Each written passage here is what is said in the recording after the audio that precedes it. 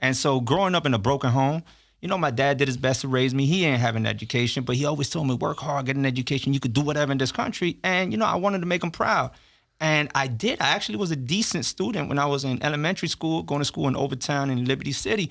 But by the time I was a teenager, the streets, my friends, had stronger influences over me than my dad will. I want to belong, and I want to be respected, right? And so my dad's, influence starts fading away, and my environment's influences starts taking a hold. And I start getting arrested and getting locked up, and I'm a bad influence to some kids as a teenager. Some teenagers are bad, and it just becomes a vicious cycle. And I started getting arrested for like nothing. You couldn't even make it consistent. It was either broke into a car, cross the fence at a park, trespassing, had drugs, didn't have drugs. It was nothing consistent.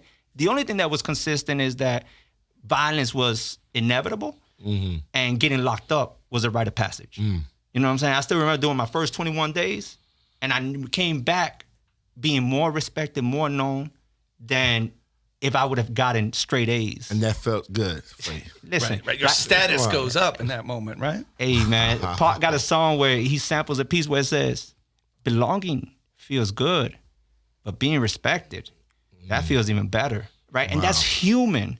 Right, and that's why we got to talk about culture is important, and that's why we do the work we do, because we want to change culture. Yeah. You know what I'm talking about? So anyway, in and out of jail, I still I get shot at. I got a couple of homeboys get shot. I got my friend get killed in front of me when I was like 14, and I remember the last time I got taken on gunpoint. Some beef, some girls, things that you couldn't even appoint how the beef start. You just know that it's ongoing, right? And I remember one of my partners, he come through and he bails me out, and they get into a shootout. And I remember telling myself that was the last time I'm gonna get me a pistol, right? I was 14.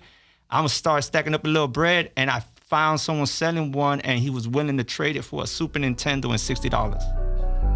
Past Amendment 4, now you see we all the voice.